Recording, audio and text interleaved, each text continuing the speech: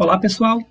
Dando sequência ao nosso estudo, a gente vai iniciar hoje uma série de aulas onde a gente vai discutir testes de convergência. Na aula de hoje veremos o teste da integral, que vai permitir analisar séries importantes. Seremos capazes de concluir a divergência da série harmônica e discutir, em geral, a convergência ou divergência das p-séries. Além disso, como um bônus da ideia geométrica do teste da integral, a gente vai conseguir obter estimativas para essas somas. Como primeiro problema para a aula de hoje, a gente vai investigar se a série dos inversos dos quadrados perfeitos converge ou diverge. Então percebam que o que a gente está interessado é olhar para a soma parcial até a posição n, e a gente está interessado em ver o que acontece com essa soma parcial quando n tende a infinito. Diferentemente do caso da série geométrica, aqui nessa situação a gente não tem uma expressão simples para Sn. Então, essa situação é mais complicada do que a série geométrica. Todos os exemplos que a gente vai estudar de séries daqui para frente vão ser desse tipo. A gente não vai ter uma expressão simples para Sn. Observe que Sn é uma sequência crescente. Isso porque a gente está acrescentando cada vez um termo a mais e os termos são todos positivos. Portanto, nessa situação, só há duas possibilidades. Ou essa sequência Sn vai ir para infinito, ou essa sequência Sn converge para um valor S finito. Não há aqui a possibilidade dessa sequência Sn ficar oscilando. Então, o que a gente quer saber é em qual dessas duas possibilidades a gente está. Na primeira possibilidade, a gente diria que a série é uma série divergente, e na segunda possibilidade, a gente diria então que a série é uma série convergente. E o seu valor é S. E provavelmente a gente não vai conseguir obter esse valor S. A gente vai, no máximo, saber dizer se a gente está na primeira ou na segunda situação. Como é difícil estudar Sn diretamente, nesse caso, a gente vai comparar Sn com alguma quantidade que a gente saiba calcular. Nessa figura, temos o gráfico da função y igual a 1 sobre x ao quadrado, onde o eixo y foi esticado para que a visualização fique melhor. Desenhamos aí n retângulos, o primeiro começando em x igual a 1 e o último começando em x igual a n. Dessa forma, a área do retângulo que começa em x igual a k é 1 sobre k ao quadrado. Portanto, essa soma que temos de k igual a 1 até n representa a área desses n retângulos. E claramente, essa área é maior do que a área abaixo do gráfico de 1 até n mais 1. Isso nos fornece, então, uma cota inferior para a soma parcial de ordem n. E a gente vai conseguir também uma cota superior se a gente olhar para esse desenho, onde a gente colocou os n retângulos de uma forma diferente. Agora, o primeiro retângulo termina em x igual a 1 e o último retângulo termina em x igual a n.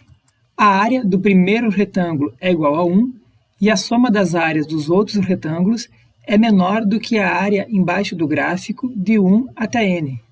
Dessa forma, a gente obteve uma comparação tanto por falta quanto por excesso para essa quantidade em azul que é o nosso interesse. E essas integrais são fáceis de calcular. Vamos calcular a integral de 1 até t, um t genérico, da função 1 sobre x ao quadrado dx. Essa função é a mesma coisa do que x elevado a menos 2, cuja primitiva é x na menos 1 sobre menos 1. Avaliando nos extremos, a gente obtém, então, que essa integral é 1 sobre 1 menos t. Então, vamos guardar apenas essa informação final. Usando isso, com t igual a n mais 1 e depois com t igual a n, a gente obtém, então, as seguintes estimativas. Vamos apagar esse cálculo intermediário e ficar apenas com essa estimativa. Fazendo n tender a infinito nessas desigualdades, a gente observa que a cota inferior converge para 1 e a cota superior converge para 2. Portanto, essa série vai ser uma série convergente e o seu valor limite é algum número entre 1 e 2. O problema de encontrar o valor exato dessa série ficou conhecido como o problema da Basileia. E foi Euler, em 1735, que obteve o valor exato π² sobre 6. É comum a gente ver uma maneira de mostrar essa identidade quando a gente estuda séries de Fourier. Vamos ver agora a série harmônica, que é a soma dos inversos dos números naturais. A série recebe esse nome pelo seguinte motivo. Uma corda de um instrumento musical vibra como uma onda complexa de modo que o som pode ser decomposto em uma série de ondas senoidais simples que são chamadas de harmônicos. O porquê disso pode ser entendido em um curso de equações diferenciais, quando se estuda a equação da onda e séries de Fourier. O primeiro harmônico é chamado de fundamental e os demais são chamados de sobretons. Se o comprimento de onda do harmônico fundamental é 1, os comprimentos de onda dos sobretons serão 1/2, 1/3, 1/4 e assim sucessivamente. Então, é olhando para os comprimentos de onda que surge o que em matemática a gente chama de série harmônica. Se olharmos para as frequências dessas oscilações, ao invés de olhar para os comprimentos de onda, temos então que os sobretons têm frequências que são múltiplos inteiros da frequência fundamental. Vamos então ouvir a série harmônica.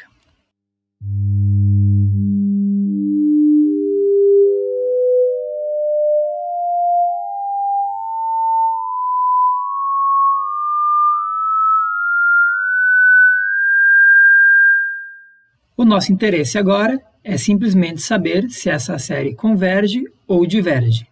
Como no exemplo anterior, vamos olhar para a soma parcial de ordem n e tentar comparar com alguma quantidade que a gente saiba calcular.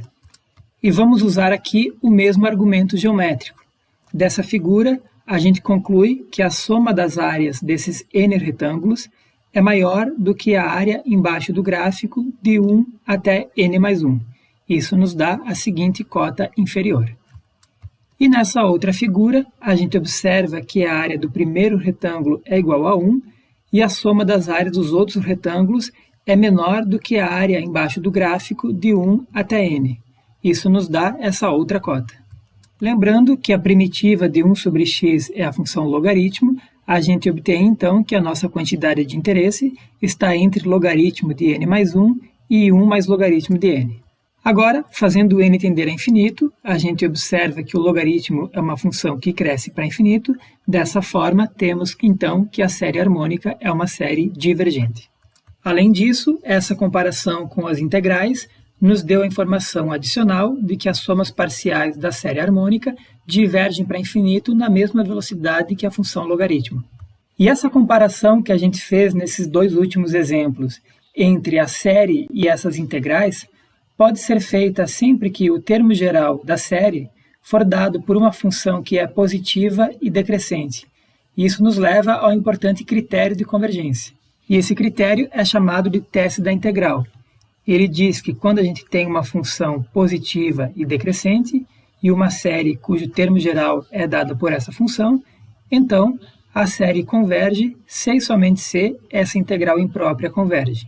Em outras palavras, esse teorema faz duas afirmações.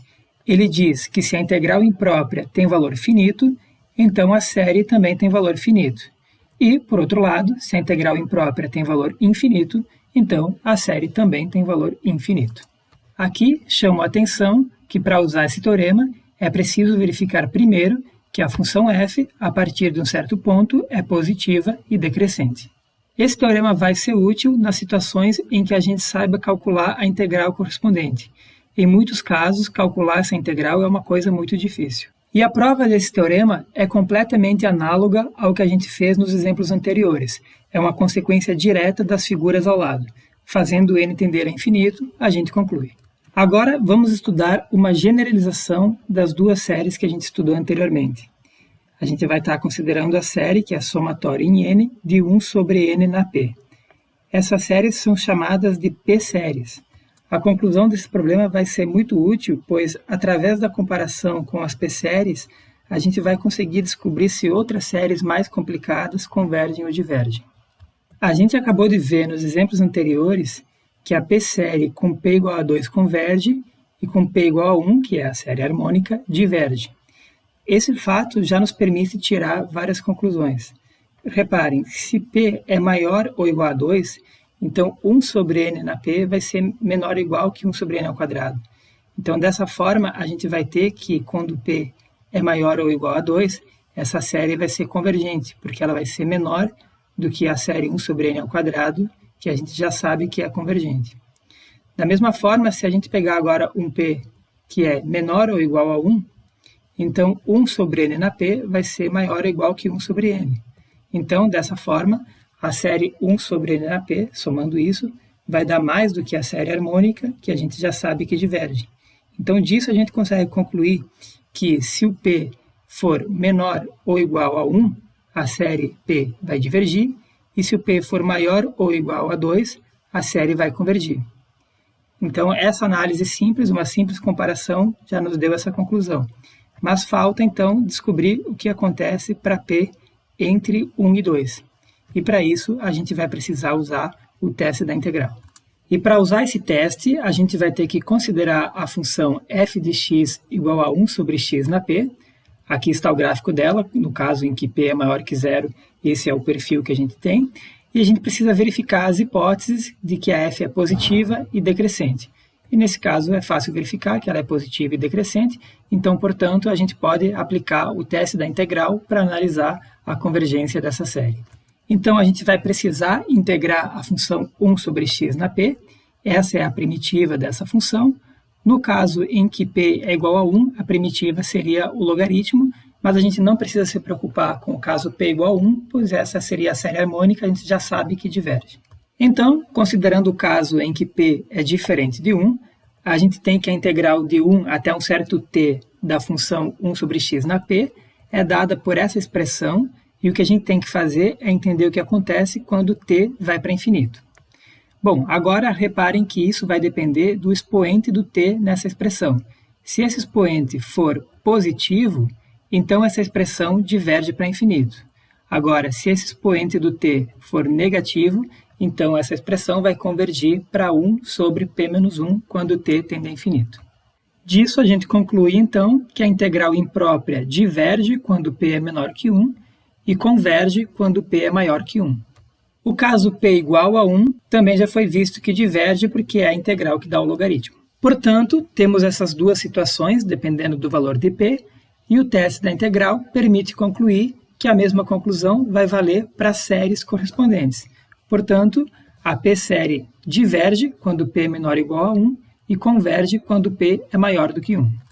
Assim, a gente obteve uma conclusão sobre a convergência ou divergência de toda uma família de séries. Por exemplo, essa série aqui, a gente sabe por esse resultado que é uma série que diverge, porque essa é uma p-série com p igual ao meio. A gente já tinha visto anteriormente, a p-série com p igual a 1 é a série harmônica que diverge, e a partir daí, qualquer expoente p um pouquinho maior do que 1 já vai garantir convergência. Por exemplo, essa série aqui, com p igual a 1,001, já é uma série que converge. E qualquer expoente maior do que 1, a gente tem a mesma conclusão. Vamos tentar investigar agora se a soma em n de 1 sobre n log de n converge ou diverge. Quando a gente tem uma série de termos positivos, pode tentar comparar com alguma série que a gente já conhece. Nesse caso, a gente poderia tentar comparar com as p-séries. Bom, percebam que a gente tem as seguintes desigualdades. Portanto, somando, e agora percebam que a série 1 sobre n ao quadrado, é a p-série com p igual a 2, a gente sabe que converge, e, por outro lado, a série harmônica, a gente sabe que diverge. E essa desigualdade não nos permite concluir nada. A princípio, tudo pode acontecer com essa série que está no meio. Então, a gente vai resolver esse problema usando o teste da integral. Para isso, a gente vai precisar considerar a função f de x igual a 1 sobre x log de x, e a gente precisa verificar se estão satisfeitas as hipóteses que nos permitem usar o teste da integral, de que a função é positiva e decrescente. E isso é claro, porque esse denominador é positivo e cresce com x. Portanto, essa função é positiva e decrescente. Para calcular essa integral, a gente faz uma substituição simples, u igual ao logaritmo de x, então du é 1 sobre x dx, e a gente pode transformar essa integral na variável u, e a gente obtém o seguinte. Então, a gente vai ter aqui logaritmo de u mais c, voltando para a variável x, a gente vê que a primitiva vai ser logaritmo do logaritmo de x mais c. Aplicando nos extremos, então, a gente tem que a integral de 2 até um certo t, de 1 sobre x log de x, vai ser logaritmo do logaritmo de t menos logaritmo do logaritmo de 2. E agora, a gente faz t ir para infinito para calcular a integral imprópria. E, mandando t para infinito, isso vai para infinito porque o logaritmo de t vai para infinito. Então, a gente está na situação em que a integral imprópria diverge e, pelo teste da integral, a gente conclui que a série também diverge. Essa é uma série que diverge muito lentamente, porque ln de t vai para infinito muito lentamente quando t vai para infinito. Vamos considerar agora o seguinte problema. A gente sabe que a série harmônica diverge, mas aqui a gente está considerando a série harmônica, mas está olhando os termos até o termo da posição 1 bilhão somente. Então a gente vai somar esses termos, tem 1 bilhão de termos ali, e a gente quer um valor aproximado para essa soma, com um erro de no máximo uma unidade. E a ideia é calcular essa soma sem construir algum algoritmo que vá somando termo a termo. Teria que ser uma conta simples que pode ser feita numa calculadora comum. Então, esse é o problema. Se quiser, pause o vídeo, tente resolver e em seguida eu volto com a solução. Vamos então à solução. Para resolver esse problema, a gente vai revisitar as estimativas que fizemos usando integrais para mostrar que a série harmônica diverge. Como vimos anteriormente, comparando áreas, a gente obteve essas desigualdades e então, calculando as integrais, obtemos essas estimativas que envolvem a função logaritmo. Fazendo n igual a 10 na 9, a gente obtém então que a soma destes 1 bilhão de termos é por volta do logaritmo de 10 na 9. O logaritmo de 10 na 9 é a mesma coisa que 9 logaritmo de 10. Fazendo isso numa calculadora, a gente obtém algo em torno de 20,72. O logaritmo de 10 na 9 mais 1 é um valor muito parecido. Na verdade, esse valor vai diferir do anterior só a partir da 10ª casa decimal. Disso, a gente conclui estas cotas superior e inferior e podemos dizer então que a soma é aproximadamente 21 com erro menor do que 1. A conclusão desse problema é bastante surpreendente. A gente sabe que a série harmônica diverge, e aqui a gente está vendo que ela diverge muito lentamente. Somando os primeiros 1 bilhão de termos, a gente está vendo que a soma é em torno de 21 apenas. Agora eu trago o seguinte problema. A gente sabe que a p-série com p igual a 3 converge. Isso significa que isso dá um valor finito e que as somas parciais convergem para esse valor limite. A pergunta é quantos termos a gente tem que considerar para que a soma parcial correspondente aproxime esse valor limite com um erro de no máximo 1 milésimo. Para resolver esse problema, a gente tem que estimar qual é o erro que a gente comete quando a gente aproxima o valor da série pelo valor de uma soma parcial de ordem n. A gente vai chamar esse erro de Rn. Percebam então que esse erro é a soma de 1 sobre k ao cubo, com k variando a partir de n mais 1.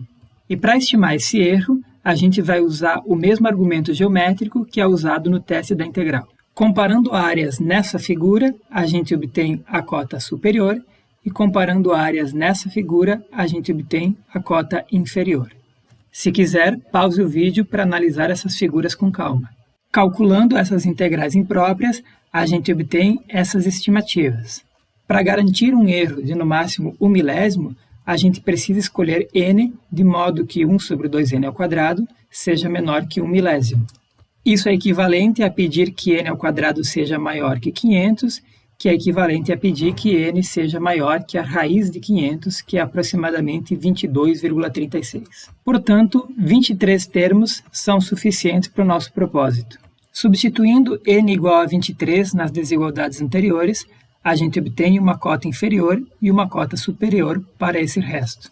Usando alguma calculadora, a gente obtém que a soma dos primeiros 23 termos tem esse valor aproximadamente. Portanto, para a série completa, que tem esse valor mais o resto, podemos concluir uma cota inferior e uma cota superior. Aqui uma curiosidade, o valor exato desta soma é chamado de constante de Aperry, em homenagem ao matemático que em 1978 mostrou que este é um número irracional. Para terminar, vamos revisar os principais resultados da aula de hoje. Aprendemos hoje que a p-série diverge quando p é menor ou igual a 1 e converge quando p é maior que 1. Em particular, a série harmônica diverge. Assim como as geométricas, as p-séries são muito importantes, pois é fácil verificar se convergem ou não, e então, por comparação, a gente vai conseguir analisar a convergência ou divergência de outras séries. Essa conclusão que a gente teve a respeito da p-série foi consequência do teste da integral. O teste da integral, que pode ser usado quando temos uma função positiva e decrescente relaciona a convergência da série com a convergência da integral correspondente. Além disso, como um bônus da ideia geométrica por trás do teste da integral, a gente consegue obter estimativas para algumas somas usando comparação de áreas. E então por hoje era isso, até a próxima!